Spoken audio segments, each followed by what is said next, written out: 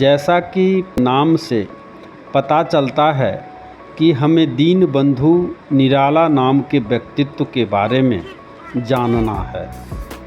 इस संस्मरण को नामचीन साहित्यकार शिवपूजन सहाय ने लिखा है। निराला के व्यक्तित्व और जीवन के अनेक अनछुए पहलुओं का उद्घाटन करना ही पाठ का उद्देश्य है। हिंदी में आधुनिक काल के सुप्रसिद्ध साहित्यकार कवि के रूप में श्री सूर्यकांत त्रिपाठी निराला का नाम लिया जाता है।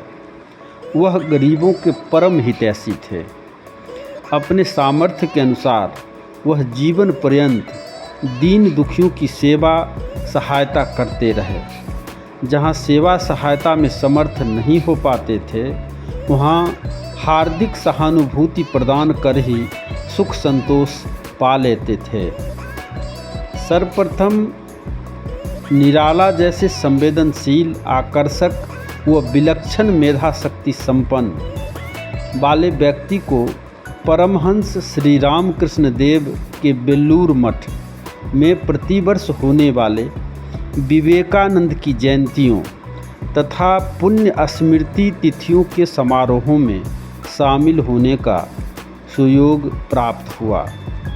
वहाँ के बंग समाज में घुल मिलकर बांग्ला बोलते हुए उन्होंने दरिद्र नारायण व कंगालों की अहर्निश सेवा की।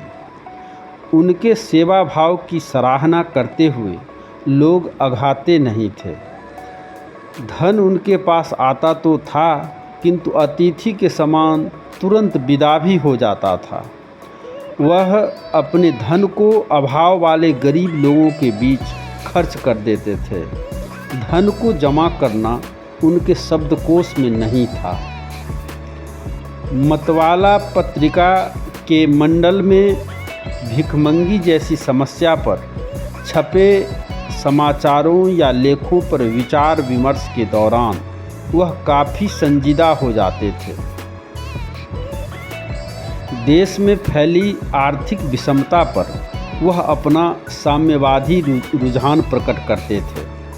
उनकी दया दृष्टि हमेशा लंगड़े लूल्हे, अंधे, कोढ़ी और निकम्मे दीन बंधुओं पर बनी रहती थी। कलकत्ता जैसे महानगर की सड़कों की दोनों पटरियों पर वह ऐसे लोगों की खोज कर मदद किया करते थे। धन कुबेरों से भरे उस महानगरी में ऐसा करने वाला निराला को छोड़कर शायद कोई दूसरा नहीं था। निराला एक ऐसे विरल व्यक्तित्व वाले लोग थे जो अपने सुख व आवश्यकता का ख्याल न करते हुए दूसरे की आवश्यकताओं को पूरा करने में ही अपना समय व पैसा लगाते रहते थे। पत्नी के देहांत के बाद शादी का विकल्प रहने के बावजूद वह पत्नीव्रत बने रहे। वह गृहस्थाश्रम में भी सन्यासी बने रहे। अपनी कमाई के पैसे से कभी भोग विलास की वस्तु नहीं खरीदी। यहाँ तक कि अच्छा कपड़ा, जूता, बिछावन भी उनके पास टिक नहीं पाता। वह इसे ज़रूरतमंदों को दे दिया करते थे। ऐसे आचरण से संपन्न निराला के बारे में आचार्य शिवपूजन सहाय ने लिखा है कि सामान्य मनुष्यों से अलग उनमें कुछ विशिष्ट गुण थे, जिनका स्मरण न करना ईश्वर की दी हुई वाणी को व्यर्थ करना है।